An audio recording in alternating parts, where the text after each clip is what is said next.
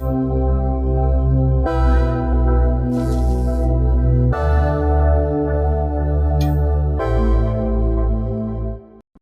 իմ հյուրն այսօր HireB և StaffAM-ի համահիմնադիր Լուիզա Ավետիսյանն է։ Բարև ձեզ։ Ողջույն Հայրբի ջան։ Այսօր խոսելու ենք էթիկայի և աշխատանքային փոխհարաբերությունների աշխատաշուկայի հետ կապված հարցերի մասին։ Նախ եւ առաջ, ինչ էթիկական հիմնախնդիրներ, հիմնահարցեր կան աշխատաշուկայում գլոբալ վերցրած ժամանակակից իրականության մեջ։ Գլոբալ նկատի ունեք ամբողջ աշխարհում ենթադրում եմ։ Խտրականությունը շատ տարբեր ուղղություններով, հա, գենդերային խտրականությունը, կրոնական պատկանելիության խտրականությունը, ազգային պատկանելիության խտրականությունը, դրանք բավականին երկար ժամանակ արդեն խնդրահարույց կետեր են զարգացած աշխարհի համար եւ այն բոլոր ծրագրերը, որոնք որ այսօր նաեւ արդեն Հայաստան են մտել, ինչ որ առումով ծագել են հենց զարգացած երկրներից։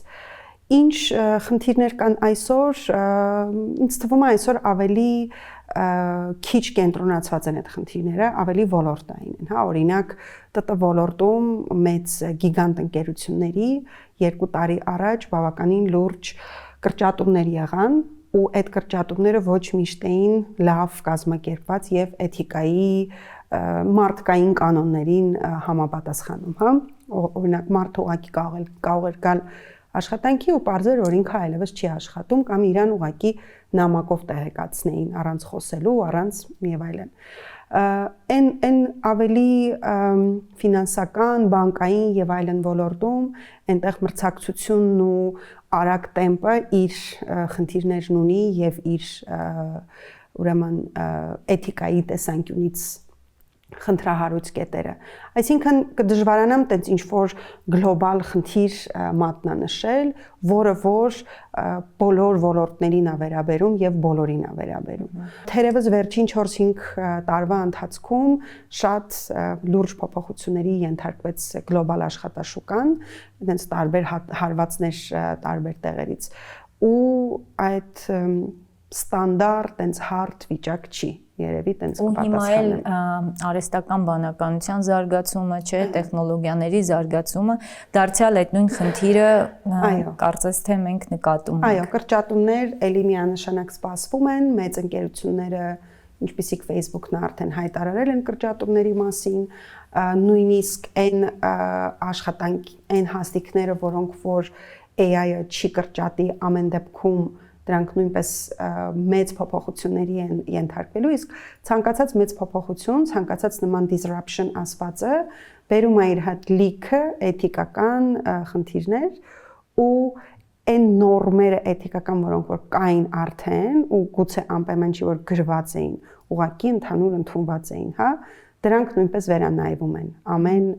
ինչի հետ, հա, նույն ասենք համալսարաններում էթիկականը ChatGPT-ով կամ large language model-ներով, հա, սովորել եւ օգնել, այնպես անել, որ օգնի քեզ, թե ոչ, էլի էթիկական հարց, այսինքն տենց շատ հետաքրքիր դինամիկ զարգացող իրավիճակում ենք հիմա ու տենց ինչ որ բաներ առանձնացնելը դժվար է։ Տեսեք, դուք ասում եք, եթե անգամ գրված էին, ապա շատ հաճախ կարող էր նաև դրանցից անդին ինչ-որ փոփոխություններ տեղի ունենային, հատկապես էլի էթիկայի համատեքստում, նույն աշխատանքային պայմանագրերը շատ հաճախ մի քանի էջանոց, շատ մանր գրված, ինչ-որ աշխատակցի իրավունքները, պարտականությունները գրված են, բայց մասնագետները ասում են, որ ինչքան էլ որ թվում է թե աշխատողի իրավունքների եւ պարտականությունների տեսանկյունից է այդ ամենը, այնուամենայնիվ երբ որ խնդիր է ծագում գործատուի եւ աշխատողի միջեւ, ապա սովորաբար շահեկան դիրքերում է գործատուն։ Ինֆորմացիա հստակ չունեմ, որ կարողանամ, ես ընդհանրապես եթե ինչ-որ մի բանի համաձայնվում եմ կամ աջակցում, ուրեմն ինչ-որ ինֆորմացիան եմ, իմ փոքր կդժվարանամ այդ առումով ասեմ, բայց փաստը մնում է փաստ, որ եթե անդրադառնանք Հայաստանին, մենք չենք տեսնում ամեն օր դատական պրոցեսներ, ականատես չենք լսում կամ չենք լինում, երբ աշխատակիցը գործատուին դատի է տվել։ Բայց դուք համարում եք, որ դա որովհետև աշխատակցի իրավունքները չեն ոտնահարում գնահարվում, ոչ էթիկական վարք չի դրսևորվում այդ միջավայրում, թե պարզապես աշխատակիցները դեռ երկուսն էլ երևի Հարփի ջան։ Օրինակ ԱՄՆ-ում ես այնտեղ սովորել եմ եւ աշխատանքային փորձ նույնպես ունեցել եմ, աշխատանքային շփում, ոչ թե այնտեղ աշխատել եմ։ Այնտեղ շատ հստակ է ամեն ինչ եւ ավելի շատ են այն գործերը դատական, որոնք որ հարուցվում են աշխատակցի կողմից։ Շահում են, չեն շահում եւ այլն, ես չեմ կարող ասել ու դժվար կլինի նաեւ ասել գործատուն ճիշտ է, ճիշտ չի, շատ մեկ-մեկ ուղղակի խելքից դուրս եւ ոչ ողջամիտ դատական кейսեր են դրանք ու զարմանում ես ոնց կարելի է գործատուին դրա համար դատի տալ։ Թերևս մյուս զարգացած երկրներում է, բայց Հայաստանում փաստը մնում է փաստ, որ կամ աշխատակիցները, անհատները չեն գնում միջև վերջ, կամ չկա իսկապես դրա կարիքը, այդ կդժվարանա իրականացնել։ Տեսեք, դա ամեն դեպքում կարծում եմ շատ պատճառներ ունի, նախ շատ փոքր աշխատաշուկա ու շատ փոքր, այո, որ ինչ որ մեկը գործատուին դատի տա եւ այլն, հավանականությունը, որ մեկ այլտեղ ինքը աշխատանքի կանցնի, դուք ինքներդ էլ կհամաձայնվեք, որ այդքան հեշտ չի լինի, այսինքն նաեւ շատ հաճախ մարդիկ այս ամենը հաշվի առնելով չեն գնում այդ քայլերին, բայց կողքից լսած իհարկե այդ ամեն ինչը սուբյեկտիվ է ներկայացված, միջև դատական кейս որպես այդպեսին կազմվի, չքննարկվի, շատ դժվար կլինի ասել ինչքանով օբյեկտիվ է ներկայացված իրավիճակը աշխատակցի կողմից կամ նախկին, բայց այնուամենայնիվ հիերարխիկ հարաբերությունները մեր աշխատանքային հարաբերություններում կարծում եմ դուք էլ կհամաձայնվեք, որ առկա է։ Ինչը արդեն աշխատանքային մշակույթը, էթիկան ոչ այդքան հավասար ու արդարացի է դարձնում։ Տեսեք, մենք նույն փոքր աշխատաշուկան նշանակում է, որ վատ վարվելը գործատուին էլ է վնասում եւ բիզնեսին է վնասում։ Այսինքն այդ միանշանակ դժվար է նայել միայն աշխատակցի կամ անհատի տեսանկյունից, հա։ Եվ մենք ստաֆ-ում առաջին գիծ աշխատում ենք ընկերությունների հետ, որոնք որ բավականին շատ ջանք են գործադրում, իրենց թիմակիցներին տրեյնինգների են ուղարկում, իրենց գործատուի բրենդի վրա են աշխատում, այսինքն շատ տարբեր ուղղություններով աշխատում են այն կապիտալի վրա, իրենց հեղինակության վրա որպես կապիտալի։ Եվ մեկ-մեկ որ լինում է օրինակ 5 կամ 10 հոգի որ հավաքվում է ընկերներով, հա, խոսելու, որ խոսում են։ Բնականաբար կեսից սկսում են իրենց գործատուներից խոսալ, շատ փոքր է մեր շուկան։ Բոլոր գործատուներն էլ հավատացեք, որ ուզում են, որ իրենց մասին լավը խոսան։ Այդ ժամանակները շատ վաղուց անցել է արդեն, որ կարող են ամիսներով աշխատավարձ չտալ, պայմանագիրը մի բան կնքել, մի բանտակը ունենալ նկատի կամ չգրանցել եւ այլն, գուցե կան ոլորտներ, որ ես տեղյակ չեմ, բայց համենայն դեպս այն սեգմենտի հետ, որի հետ որ մենք աշխատում ենք եւ գործատուների հետ ում հետ որ շփվում ենք, ես կարող եմ ասել, որ բավականին լավ հիմքերի վրա է դա դրված։ Նույն ստաֆ-ում ես հետևում եմ ձեր էջին ու կան աշխատանքային հայտարարություններ, որ ինձ շատ հետաքրքիր է, ես փորձում եմ հետևել ու հասկանալ ինչ է դա իրենից ենթադրում։ Մի քանի հայտարարություններ բոլորովին վերջերս աչքովս ընկան, երբ որ աշխատավարձի հետ կապված գրված էր մրցակցային աշխատավարձը ու երբ փորձեցի գոնե մոտավոր միջակայքը ողջել, շատ կոպիտ պատասխանի հանդիպեցի, ընդ որում բավականին բարձր դիրքավորում ունեցող կազմակերպության կողմից մեզ մոտ Հայաստանում։ Սրա հետ կապված ինչ կասեք։ Աշխատավարձեր չեն հրապարակում ընկերությունները տարբեր պատճառներով, ոմանք հայտարարություններին դիմելիս պահանջում են կամ առաջարկում են ցանկալի աշխատավարձ նշել, դա էլ է ահագին առաջընթաց, բայց աշխատավարձերը հիմնականում չի նշվում։ Մենք շատ ենք այդ ուղղությամբ աշխատել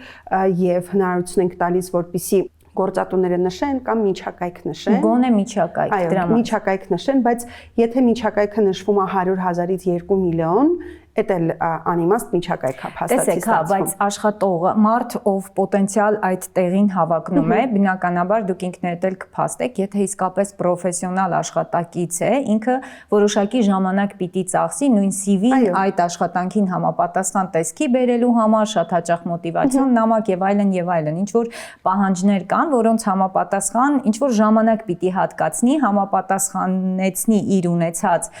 հմտությունները, գիտելիքները եւ այլն ու դիմի աշխատանքի համար։ Այսինքն մոտավոր չիմանաս, ինչ, որովհետեւ կարող է աշխատավարձը այն միջակայքում է, ներքին շեմը այն շեմն է, որ հաստատ դու չէիր դիմի։ Աշխատանքը, բնույթը, նկարագրությունը եւ այլն քեզ հետաքրքրում է, քեզ դուր է գալիս որպես պոտենցիալ տեղին հավակնորդ, բայց քանի որ չունես հստակ ինֆորմացիա, այստեղ արդեն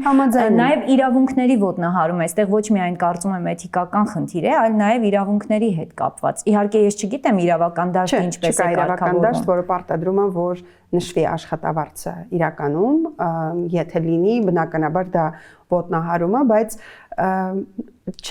էլի երևի գուցե գալիս է նրանից, որ փոքր աշխատաշուկա է, մենք դրա համար այդ խնդիրը լուծել ենք առանձին ուղղություն ենք զարգացրել Compass by Staffem-ը, որը օգնում է եւ գործատուներին եւ աշխատանք փնտրողներին այդ ինֆորմացիայի մասով, բայց համաձայն եմ ձեզ հետ Հարփի ջան, ուղղակի մենք ուրիշ ոչինչ չենք կարող անել, բացի այն, որ տրամադրենք այդ հարթակը ընկերությունները նշեն։ Հիմա տարբեր ընկերություններ փոքր շուկան նաև բերում է նրանից, որ մրցակից ընկերությունները, հա, որպես գործատու նույնիսկ, ոչ թե որպես բրենդ, մրցակից ընկերությունները իրենք էլ չեն ուզի, որպես իրենց մրցակից ընկերությունը այդ գուցե դա է խնդիրը։ Գուցե այն է խնդիրը, որ աշխատաշուկան մեզ մոտ պահանջարկ առաջարկի հիմա ընդհանրապես ցանկացած աշխարհ, ինչի է իր անունը շուկա։ Շուկան ինչ է իրանից ներկայացնում, առաջարկ պահանջարկ։ Ինչի է 20 տարի առաջ աշխատավարձերը կարող են 3 ամիս, 4 ամիս, 6 ամիս չտան ու աշխատակիցները դուրս չէին գալիս։ Ինչի էր այդպես, որտեվ դուրս գային ինչ պետք է անեին, հա, ուրիշ ալտերնատիվ, ուրիշ այլընտրանք չունեին։ Ու 3 տարի առաջ մինչև ՏՏ ոլորտի կրիզիս չասեմ, բայց հետընթացը, երբ ամբողջ աշխարհում սկսեց եւ նաեւ դրա մի արժեվորման արդյունքում Հայաստանում նույնպես խնդիր առաջացավ, բավականին բարձր էին աշխատավարձերը ՏՏ ոլորտի մասնագետների։ Հիմա ընդհանուր միջինը մի փոքր իջել է։ Դա ինչ է նշանակում, հո չեղա, որ 2 տարվա մեջ մասնագետն իր ունակությունները քչացրեց։ Չէ, 2 տարի անցել է, իրանք ավելի։ Այդ նշանակում է, որ ուղղակի աշխատաշուկան չկա այդ պահանջարկը, որ գնան ու սկսեն մրցել իրար հետ աշխատավարձով եւ միայն աշխատավարձի համար մարդը գա ու տենց բարձրանա, ինչ որ աստղաբաշխական թիվ դառնա։ Երևի այդ մասով այդ կասեմ։ Ու էլի երբ որ գործատու աշխատավարձերի հետ կապված մի հարց էլ տամ, հետո անցնենք առաջ, տեսեք, սովորաբար ինչ որ ստանդարտ է լինում, չէ՞, աշխատավարձի կոնկրետ ինչ որ position-ի համար, այսպես ասեմ, որոշակի ստանդարտ է լինում։ Մեզ մոտ Հայաստանում կան այդ ստանդարտները, այսինքն համապատասխանում են ստանդարտներին։ Չէ, մենք ունենք նվազագույն աշխատավարձ, որից ցածր չի կարող գործատուն վճարել, իսկ ստանդարտ չունենք, ունենք ստատիստիկ տվյալներ։ Վիճակագրական տվյալներ մենք նույնպես ամեն տարի վերլուծում ենք Staffem-ում եւ փաստացի աշխատանք փնտրողը մոտավորապես պատկերացում ունի մարքեթինգում միջին աշխատավարձը ինչքան է, ՏՏ-ում եւ այլն, բայց դա միջին է ու եթե նշված է միջինը 300,000 կամ միջինը 250,000, այդ չի նշանակում, որ կրծեր մասնագետը, այսինքն ոչ թե չի նշանակում պարզ չի կրծեր մասնագետն ինչքան է ստանում, կամ պարզ չի ավագ մասնագետը ինչքան է ստանում։ Եվ հետո մի բան էլ է կարևոր, որ երբ որ փոքր շուկա է եւ առաջարկ պահանջարկը շատ արագ ազդում է աշխատավարձերի վրա, կարա լինի, որ օրինակ, չգիտեմ, 3 ամսվա կամ 4-5 ամսվա մեջ փոփոխություն տեղի ունենա եւ դեպի վեր եւ դեպի ներքև, ու մեկ-մեկ գործատուները իրենք էլ են դժվարանում պահեն այդ ռիթմը այն առումով, որ հասկանան հիմա իրանք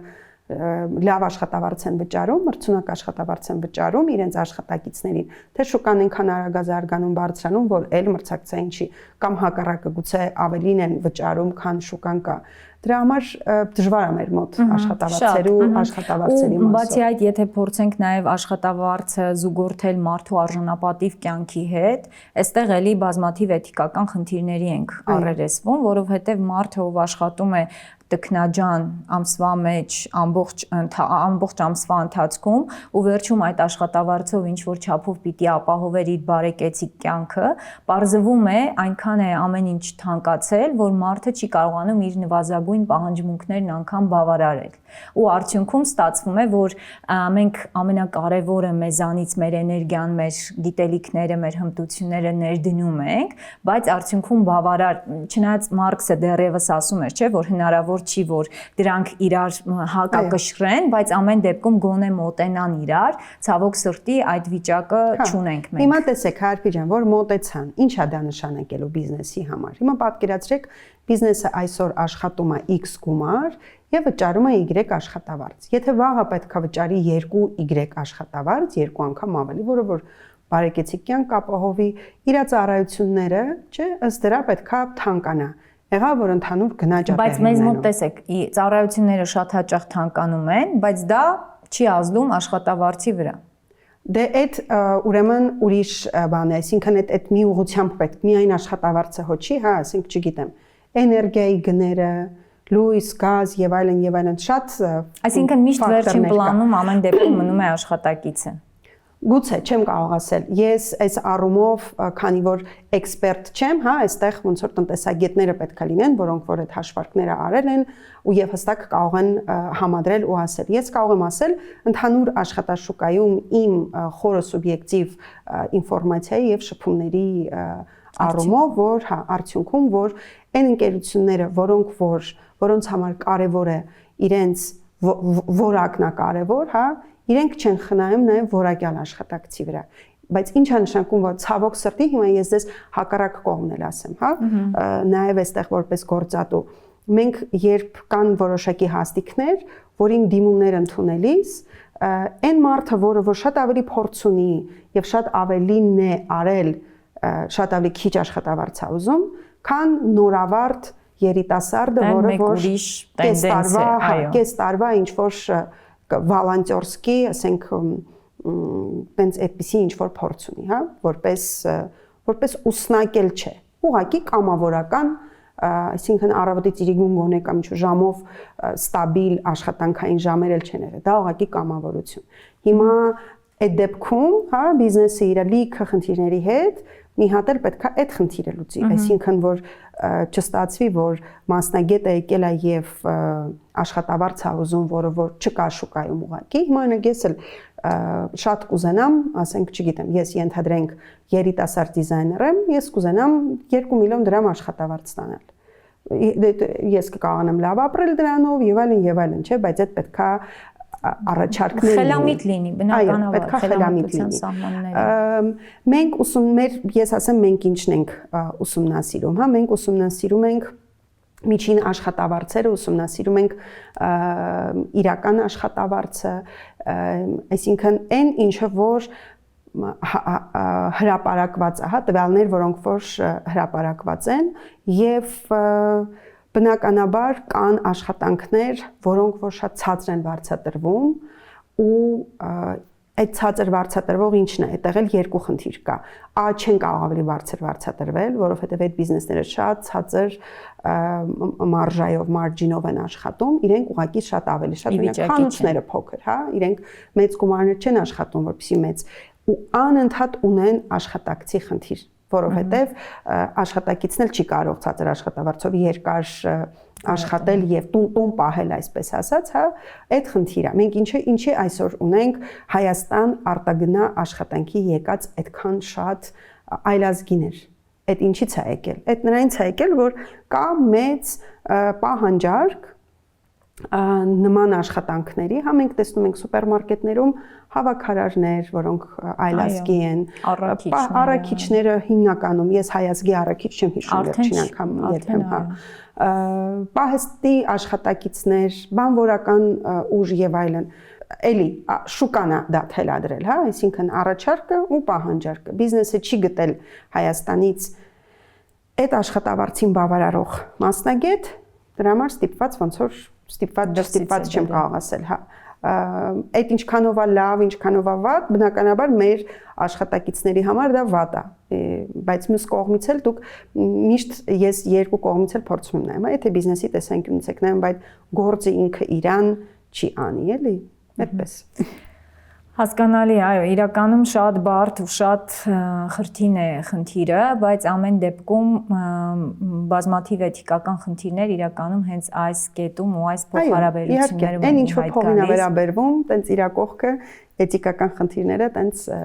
շարված են իրականում։ Ու միևնույն ժամանակ տեսեք, երբ որ մենք խոսում ենք գործատու աշխատակից փոխհարաբերությունների մասին, շատ հաճախ կամ շատ աշխատանքներ ենթադրում եմ, որ աշխատաժամից հետո աշխատակիցը պետք է որոշակի առաջադրանքներ, այսպես ասած, կատարի, որի համար փաստացի ստացվում է ինքը չի վճարվում։ Չնայած, որ երբ որ աշխատանքի էր անցնում, աշխատանքային պայմանագրում եւ այլն, այդ ամենը նշված էր, բայց քանի որ շատ հաճախ աշխատանքը հույժ կարևոր ինչ-որ մի բան է, մարդ ամենասկզբում ուշադրություն չի դարձնում դրանց, բայց հետագայում հասկանում է, որ երբ որ ինքը մտածում էր դե լավ 5 կամ 6 կամ 8 ժամանոց աշխատանք է կգնամ կանեմ, հետո մնացած ժամանակովս էլ ինչ որ ժամանակահատվածում էլ ինչ որ բանով կզբաղվեմ, արդյունքում պարզվում է, որ ինքը աշխատանքից հետո դարձյալ զբաղված է այդ աշխատանքով։ Այդտեղ տեսեք, առաջնահերթության հարցը, հա, մենք օրինակ երբ հարցազրույց ենք անցկացնում, նոր թիմակից պետք է ընդունենք, հարցնում ենք ինչն է ձեզ համար կարևոր, տարբեր թիմակից, տարբեր տեխնացուներ տարբեր բաներ են ասում ու կան տեխնացուներ, որոնք ասում են իմ համար կյանք աշխատանք բալանսը շատ կարևոր է, որ ես այս ժամին գամ, այս ժամին գնամ։ Իրական մեր մոտ այս ժամին գալիս են, այս ժամին գնում են ու շատ ընկերություններում է հիմա ֆիքսված ժամ, իսկ թե 9-ին գալիս են 6-ին գնում են կամ ինչ պայմանավորվածություն որ ունեն։ Ես եթե համեմատեմ էլի 15 տարվա առաջվա հետ, հա կամ 20 տարվա առաջվա հետ, գուցե այն ժամանակ շատ ավելի ընդունված էր, բայց այստեղ գիտեք ինչն է հարցը, կարևոր ինչու է, իսկ ինչու են երկար աշխատում, հա, այդ ինչու են երկար աշխատումը երկու պատճառ կարող է ունենալ։ Առաջինը, որ գործատուն տնտեսում է աշխատակիցների վրա, այսինքն երկու հոգու գործը մեկն է անում, ցավոք սրտի տենց քեյսեր լինում են ու այդ մենք էլ ապրում ենք սոցհարթակների դարում, որ ամեն ինչ մեկ էլ կտեսնես այնպիսի հրապարակումներ, որ աշխատակիցն անում է այն ընկերության մասին, որտեղ դեռ շարունակում է աշխատել ու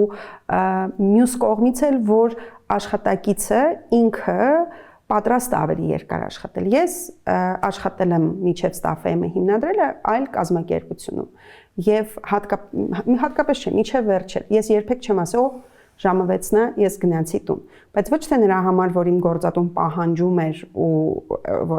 այլ որովհետեւ նախ գործն էր շատ ու գործը այնպես էր, որ ես ուզում էի ավարտել։ Իսկ ձեր գործատուն ինչպես կվերաբերեր, եթե դուք օրինակ մի օր էլ ժամը ենթադրենք 6-ն էր ֆիքսված, բայց 5-ին ավարտեիք ու հանգիստ խղճով առանց ինչ որ վախենալու, առանց, բայց շատ կան նմանատիպ գործատուներ ձեր կարծիքով հիմա մեր իրականության մեջ։ Եթե ես ստաբիլ 6 ամիս ստաբիլ ամեն օր 6-ի փոխարեն 7-ին եմ տուն գնացել ու դա ուրիշ հարց է, բայց հիմա տեսեք, այսինքն ստացվում է ինքը իրական ձեզ լավություն կամ ինչ որ մի բան չի արել, բայց սա էլ է մեկ ուրիշ լուրջ խնդիր, որովհետև եթե օրինակ նախատեսված է աշխատանքի համար, իհարկե աշխատանքներ կան, եթե ես համալսարանում դասավանդում եմ, ժամը 11:20-ից մինչև 12:40-ը դաս ունեմ, բնականաբար իմ գործատուն չի ասում, որ կարող ես այդ ժամանակահատվածում բացակայել, չէ՞, այսինքն իմ ֆիզիկական ներկայությունը հույժ կարևոր է տվյալ առաջադրանքն իրագործելու համար։ Բայց կան աշխատանքներ, որ կարելի է անմիջապես ֆիզիկապես տեղում չլինել, բայց միընթադրենք վերջնաժամկետներ կան եւ այլն ու հասցնել, ներկայացնել։ Այսինքն շատ հաճախ այդ 9-ից 6 գտնվելը ինքը իրականում լճացնում է աշխատանքային միջավայրը։ Դե եթե 9-ից 6-ը հեռախոսազանգերի են պատասխանում, ոնց ժամը 5-ից գնան տուն, ոնց ձեռքին զանգեն այդ ժամանակ պատասխանեն։ Իսկ եթե դուք նշեցիք, որ ֆիզիկական ներկայությունը պետք է կամ խանութի վաճառող, տենց 5-ից ասի ես всё remote եմ, հեռակա եմ, հեռավար եմ։ Չէ, դե դրա համար ես ասացի, այսինքն ոչ թե այն աշխատանքների մասին է խոսքը։ Այդ գործատուի հետ են որոշում։ Արփի ջան, ամեն օրինակ մենք հայտարարներ, հաստիկներ ունենք, որ էլի մեր վրա օրինակ բերեմ, որոնք որ անպայման պետքա գրասենյակում լինեն, հաստիկներ ունենք, որ կարող է եւ օրվա կեսը մեզ մոտ լինի։ Եվ մենք դա միշտ սկզբից ասում ենք, այսինքն աշխատակիցը տեխնացուն ու ես հավատացած եմ մյուս գործատուների մոտ աշխատանքի ընդունվելիս ինքը ասում է օրինակ ժողովուրդ ջան, ես 5-ից 6-ը ամեն օր երեխայիս մանկապարտեզից վերցնելու եմ։ Ես այդ ժամը չեմ կարող գրասենյակում լինել։ Այդ եթե սկզբից է արվում, ասվում եւ երկու կողմերն էլ տեղյակ են լինում եւ հետո գործատուն դա խախտում է, այդ արդեն օրենքի կամ իրավունքների խախտում է։ Բայց եթե աշխատակիցը ընդունվում է, պայմանագիրը ստորագրում է ամբողջ этаպով անցում է, հետո պարզվում է, որ ինքը 5-ից 6-ը չի կարող գրասենյակում լինել, այդ էլ ստացվում է գործատուի շահերի։ Դրա համար այդ պետքա նախորոք կարծում եմ, բայց շատ բաներ ցավոք սրտի նախորոք չի պայմանավորվում։ Ես համաձայն եմ, որ երկկողմանի է։ Տեսեք, նույն օրինակ հիմա գործատուները շատ հաճախ բողոքում են ու տեղին հիմնավորված, որ որակյալ պրոֆեսիոնալ մասնագետներ, աշխատակիցներ չեն կարողանում գտնել։ Ամենատարբեր ոլորտներում, ձեր նշած մաքրության, բանվորության, միջև պրոֆեսիոնալ, ինչ որ չգիտեմ, դասավանդում, ՏՏ ոլորտ եւ այլն, չէ՞։ Մյուս կողմից իրենք սովորաբար մեղադրում են բուհերին, բուհերն էլ չէ, այսինքն մի տեսակ փակ շրջան է ստեղծվել։ Հա, ես օրինակ երբեք բուհերին չեմ մեղադրել վատ կադրի կամ ոչ բան կադրերի, չգիտեմ ինչի են բուհերին մեղադրում ճիշտ ասած։ Իսկ ով է մեղավորը կամ արդյոք պիտի մեղավոր փնտրել այդտեղ։ Չէ, մեղավոր փնտրել, Հարփի ջան, ես միշտ ասում եմ, մենք երիտասարդ շուկա ենք, բան չունեմ ասելու, որ հազարավոր տարիների պատմություն ունի մեծ Հայքը կամ Հայաստանը։ Մենք նոր ձևավորվող ամեն դեպքում լիքը process-ներ ու շատ հարցերում ոչ թե ինչ որ մեկը կամ ինչ որ կառույց եկել է կարգավորել, ասել ժողովուրդ ջան, ուրեմն սենց է ձևը։ Ստեղից ստեղ սենց են կանում, ընդեղից ընդեղից ամեն իշխանություն փոխվելուց հետո լիքը բաներ ոնց որ վերա իմաստավորվել եւ վերակառուցվել ու մնացել է բանի, իսկն մենք ոնց կկազմակերպվենք, հա, լիքը հարցեր մնացել է ինքնա այո, հետո այդ լավ կադրերի պակասի մեծ մասը, մեծ խնդիրը իմ կարծիքով դա ուղեղների արտահոսքի պատճառով է եղել։ Մասնագետներ, որոնք որ թողել են Հայաստանը, գնացել են ծրագրավորման ոլորտից, բժիշկներ, իրավաբաններ, բոլոր հավաքարարներ եւ մեխանիկներ եւ մենք ընկերություն ունենք, որը որ շատ դժվար է հավաքագրում ոչ թե բանվորական ուժալ, իրականում կրթություն կամ միջին կամ նույնիսկ բարձրագույն կրթություն պահանջող արտադրության աշխատակիցներ։ Դժվար է գտնել, որտեղ այդ մարդիկ բոլորը արտագնա աշխատանքի են, հա, տղամարդիկ են կամ վերապրոֆիլավորվել են շատերը։ Դրա համար միայն համալսարանական ինչ արագությամբ մեր համալսարանները ինչ պետքա դառնան մի գիշերվա մեջ, հա, տենց ինձ թվում է տենց ակնկալիք կա էլի մեր համալսարանից, մի գիշերվա մեջ ինչ որ բան է փոխվում եւ սենց կայծակնային արագությամբ համալսարանները սկսում են մարդկանց ուսանողների կներեք արտադրությանից համար արտադրել, հա, բաց թողնել ու իրանք սենց արագ չէ, այդ գործատունել ունի իր ներդրումը, որ այդ մասնագետ դառնա համալսարանն էլ, պետությունն էլ, օրինակ մեծ երկրներում, ես չեմ ասում արևմտյան աշխարհի, մեր Ռուսաստանում, Կազախստանում, որը որ մի քիչ ավելի մեծանից Ուզբեկստանում, շատ հեռու չեմ գնում։ Մեծ ընկերությունները ունեն իրենց ակադեմիաները, մեծ բանկերը ունեն իրենց ակադեմիաները, հա։ Ինչ է դա, հիմա պատկերացրեք մեր Հայփոստ ունենար իր ակադեմիան, կամ մեծ բանկերի բոլոր, չգիտեմ, 17 բանկա 7 ունենար իրենց ակադեմիաները, ոչ թե այն փորձնակության ծրագրերը, որ 20 հոգի մտնում է եւ հետո աշխատանքի են, այլ իսկական ակադեմիա, որտեղ որ մարդը գալիս է, Pixart ակադեմիային նման, այսպես ասեմ, հա, որտեղ որ մարդը գալիս է, ինչ որ բաներ է սովորում համալսարանին զուգահեռ կամ համալսարանից հետո, որոնցից լավագույնները ընտրվում գնում են տվյալ գործատուի մոտ աշխատում են, մնացածը ինչ են լինում, մնացածը գնում են աշխատաշուկա, ավելի զարգացած ու ավելի բան։ Հիմա գործատուներն էլ կասեն, իսկ մենք ինչի պետքա դա մեզ վրա վերցնենք ու ճիշտ կասեն, բայց փաստը մնում է փաստ, որ այսօր ժամանակակից աշխարհում եւ այսքան արագ համալսարանները չեն հասցնում ու չեն հասցնի ու ոչ մի երկրում չեն հասցնում, միայն Հայաստանի մասին չի խոսքը, եւ երկրորդը, որ համալսարան եւ գործատու կապը շատ ավելի ուժեղ պետքա լինի, քան այսօր կա։ Ինչ որ առաջ խաղացումներ, ինչ որ ծրագրեր փորձում են անել, բայց հուսանք, ինչպես դուք ասացիք, բավական երիտասարդ է այս ամենը, շուկան հենց ինքնին, ժամանակի ընթացքում շատ ավելի կկարգավորվի ու աշխատակիցները իսկապես իրենց արժանապատիվ, արժանավայել կյանքը նաև աշխատանքային միջավայրում կգտնեն, հատկապես եթե մենք հաշվի առնենք, որ աշխատանքային միջավայրը մեր սոցիալիզացիայի ամենակարևոր ագենտներից է, ու ես շատ հաճախ իմ աշխատանքային ընկերներին ասում եմ, ժողովուրդ, մենք իրար հետ ավելի շատ ժամանակ ենք անցկացնում, քան մեր ընտանիքի անդամների։ Իսկ եթե այդտեղ դու որպես մարդ չես ծաղկում, չես բարգավաճում, բնականաբար ինքը գործատունել է տուժում։ Իհարկե։ Համաձայն եմ լրիվ, միանշանակ դրա համար այդ բոլոր ծրագրերն են, մոտիվացիոն, հոգեկան առողջության եւ բարեկեցության եւ այլն, այդ ամբողջը եկել է էլի արևմտյանում, հիմնականում ԱՄՆ-ից, ու նպատակը այն է, որ բարձրացնեն աշխատակցի արդյունավետությունը մոտիվացիան բարձրացնելու միջոցով։ Այսինքն այդ տեսանկյունից ոնց որ դրանք երկուսը, բայց միևնույնն է, դա էլ միակ բանը չտենց դարման չի էլի, այսինքն հնարավոր չի միայն դրանով։ Այսինքն բազմաթիվ խնդիրներ կան ու տարբեր շերտերում են խնդիրները, կախված նույն աշխատակցի վերաբերմունքից, նույն գործատուի վերաբերմունքից։ Ես մի քիչ ավելի աշխատակցի շահերից ու դիրքերից այսօր հանդես եկա, բայց չի նշանակում, որ ձեր նշած այդ կետերի հետ համաձայն չեմ ու գործատուի տեսանկյունից եւս այդ խնդիրները չեմ տեսնում։ Ուղղակի փորձեցի այսօր այս տեսանկյունից ավելի խնդիրները դիտարկել, քննարկել։ Շնորհակալ եմ։ Ես եմ շնորհակալ։